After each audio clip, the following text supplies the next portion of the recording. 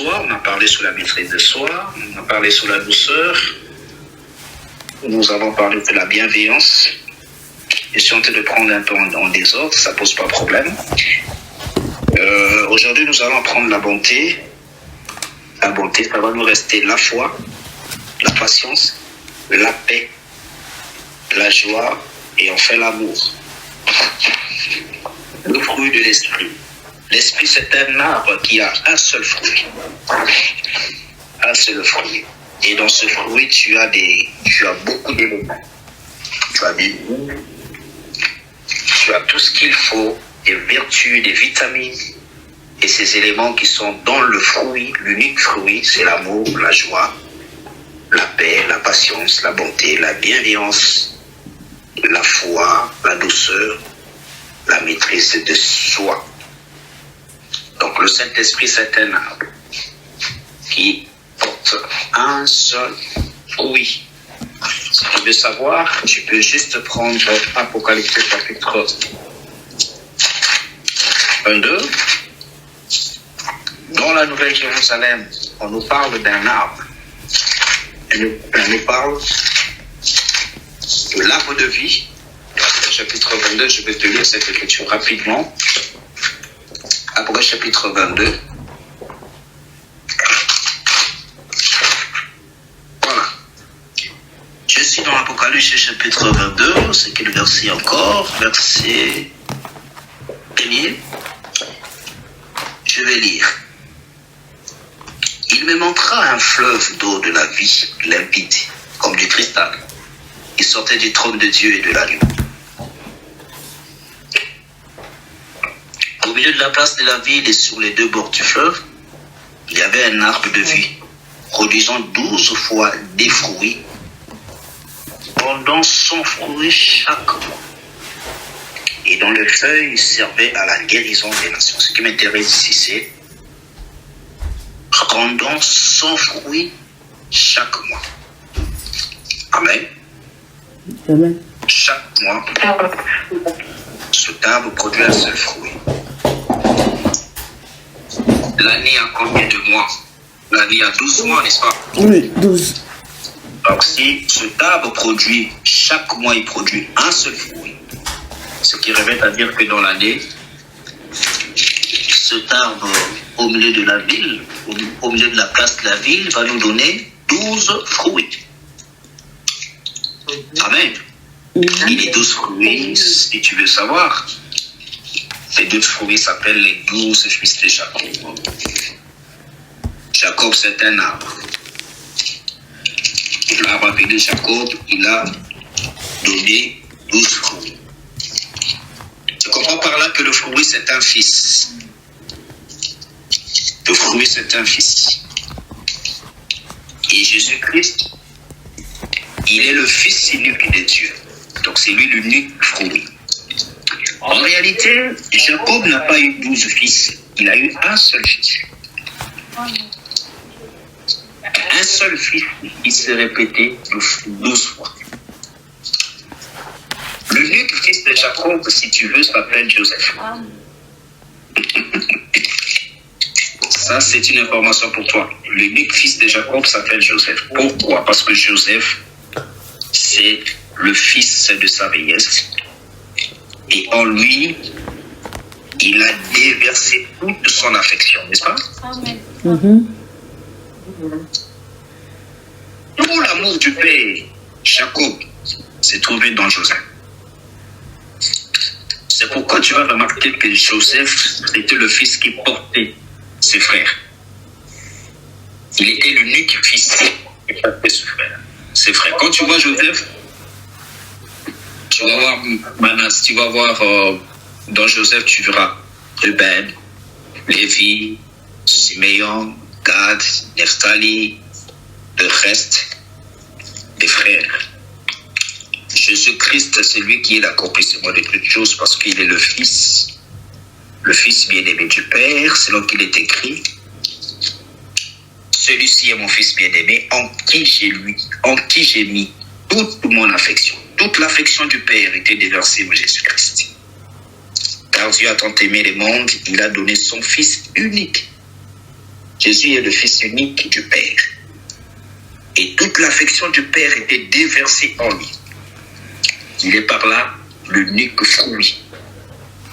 Mais il se multiplie chaque mois, pour expliquer l'année de la grâce. Parce qu'il est venu proclamer une année de grâce, l'année à 12 mois. Jésus-Christ s'est déversé dans les 12 mois. Les 12 mois, ce sont les 12 apôtres. Il s'est déversé dans Pierre, dans Jean, dans Jacques, dans Matthieu, dans Thaddée et dans les restes, les 12. Il s'est déversé dans les 12 apôtres. C'est pourquoi, si tu veux voir Jésus, si tu veux connaître Jésus, il faut voir Pierre, il faut voir Jean, il faut voir Jacques, c'est-à-dire les 12 apôtres.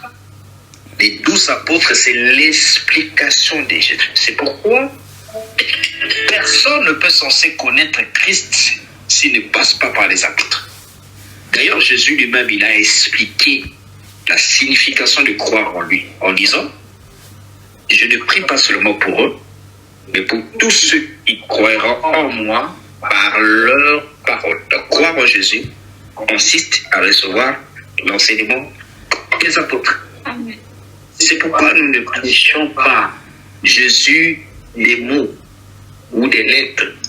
Jésus pour nous, c'est l'enseignement, c'est la parole. Quiconque croit en Jésus, il reçoit la parole des apôtres. Tu ne peux pas dissocier Jésus avec la parole, l'enseignement des apôtres.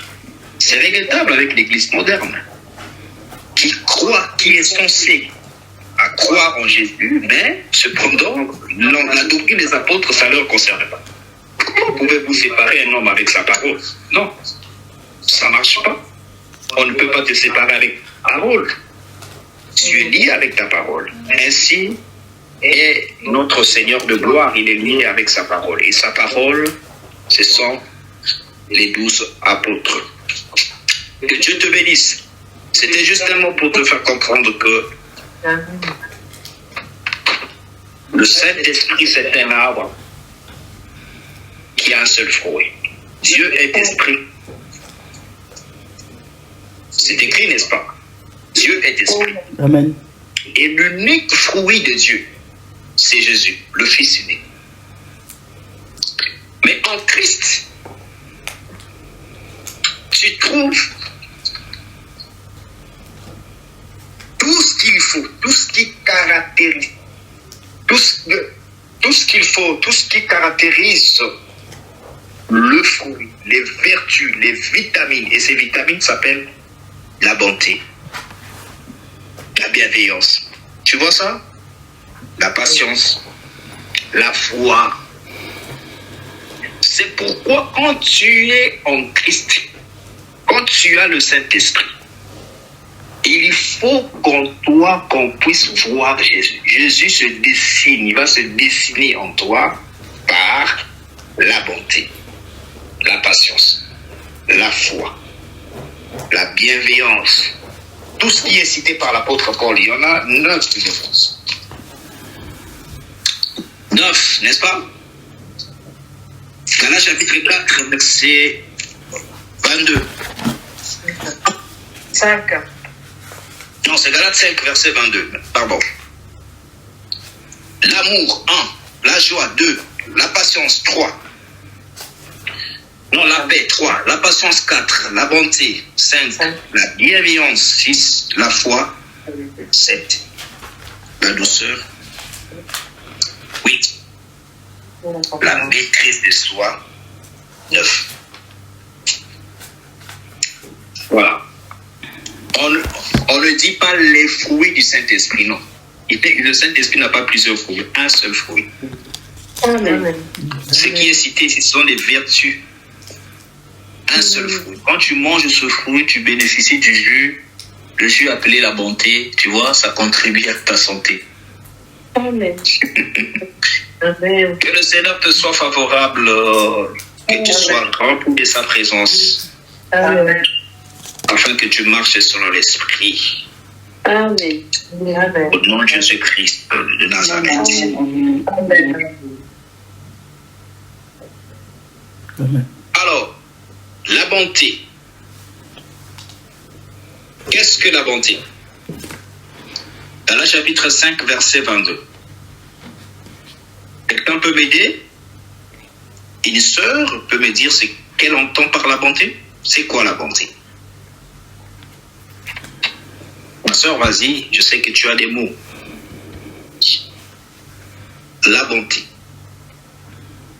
Pour moi, la bonté, je pense, c'est faire des bonnes actions. Je sais pas si je peux dire ça comme ça, dans le sens d'être une bonne personne. Enfin, moi, quand j'entends quelqu'un de bon, la bonté, pour moi, c'est poser des actions qui sont bonnes et être bon dans ce que tu fais, mais genre quelque chose de gratifiant pour les autres. Je pense que ça peut penser à ça. Merci. On peut dire plus.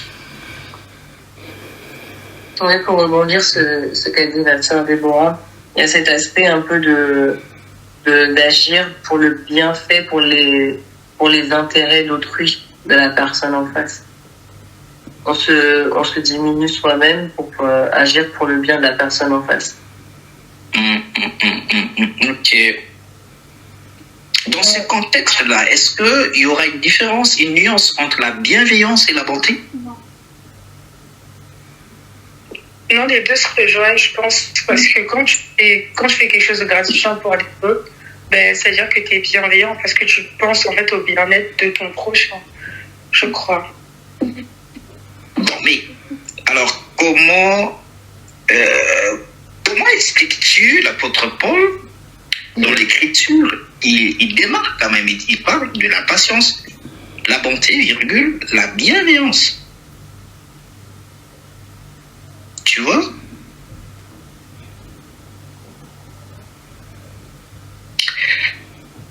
Si tu veux, dans chaque élément, bon, c'est comme la vision d'Ézéchiel, une roue dans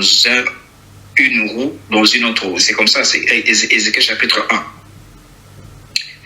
C'est-à-dire, tu vois, on te cite l'amour ici. Dans l'amour, tu trouves la joie. Dans l'amour, tu trouves la paix. Dans l'amour, tu trouves la patience. Dans l'amour, tu trouves la bonté. Dans l'amour, tu trouves la bienveillance. N'est-ce pas? Dans l'amour, tu trouves la foi. Dans l'amour, tu trouves la douceur. Dans l'amour, tu trouves aussi la maîtrise de soi. Je prends la joie. Dans la joie, tu trouves la paix. Ouais. C'est faux? C'est vrai? Dans la joie, tu trouves la patience. Dans l'Écriture déclare soyez joyeux même pendant les épreuves. Tu trouves aussi la patience. Oui, vas-y ma soeur. Je pense que la bonté dont on parle ici, ça fait référence à un cœur qui est transformé par Dieu et non seulement par un effort humain. Comme on a parlé, c'était quand on était ensemble samedi, je crois qu'on avait à peu près le même thème, a dit c'est quoi l'amour en fait. Ouais, on a défini l'amour par tous les âges, par toutes les façons de faire. Et on a fini par comprendre que même celui qui n'a pas Dieu en lui, en fait, manifeste en fait des actes que dans le monde on appelle l'amour. Il s'est donné, il fait des dons, il fait cela. Tout cela, c'est l'amour. Mais le vrai amour, c'est quand on a Dieu en soi. Et je pense qu'ici, la bonté qu'on parle comme fruit de l'esprit, ça signifie en fait, on parle d'une bonté qui vient d'un cœur qui est transformé par Dieu. Amen. Merci ma soeur. Et la parole de Dieu dit qu'il y a seul Dieu qui est bon. Hein. Jésus a dit. C'est ça. Il n'y a que Dieu seul qui est bon. C'est ça, comme dans le psaume 145:9 où la Bible nous parle de Dieu qui est bon par sa nature. L'Éternel est bon envers tous. Donc la bonté que l'enfant de Dieu peut avoir, c'est une bonté qui a été faite par Dieu, transformée par Dieu, et non l'acte humain que l'être humain peut faire, comme on a vu par rapport à l'homme. Oui. Gloire au Seigneur. Amen. Définissez-moi maintenant cette bonté. Comment la définir du point de vue biblique? Par l'Esprit de Dieu, c'est tout. Hein. L'Esprit de Dieu, c'est tout, c'est vaste. Mais justement, c'est que puisque nous ne pouvons rien faire ni par la puissance, ni par la force, mais par l'Esprit. C'est seulement quand Dieu, scellé par l'Esprit du Seigneur, que nous pouvons être bons, en fait. Manifester cette... Oui, ma soeur, je te comprends très bien. Là, tu réponds à une autre question. La question n'est pas celle de savoir comment manifester la bonté. On manifeste la bonté par l'Esprit de Dieu. On manifeste l'amour par l'Esprit de Dieu. On est tous d'accord, c'est oui, amen. Mais ici, la question est de savoir qu'est-ce qu'on entend par la bonté, la définition. Une définition concrète de la bonté comme le fruit de l'esprit. Je pense que c'est une qualité, si on veut parler, si je vais faire référence à Dieu tel qu'on a défini l'amour, je dirais que c'est une qualité morale et spirituelle qui reflète le caractère de Dieu, tout simplement. La manière dont l'être humain est appelé à agir avec son prochain. C'est une qualité morale et spirituelle qui reflète Dieu, qui montre qu'on a Dieu en soi. Morale, spirituelle, oui. Qui reflète le caractère de Dieu, mais... on peut aussi dire être bon, c'est ne pas avoir le mal. Ok. Être bon, c'est ne pas avoir le mal. Ouais, ok.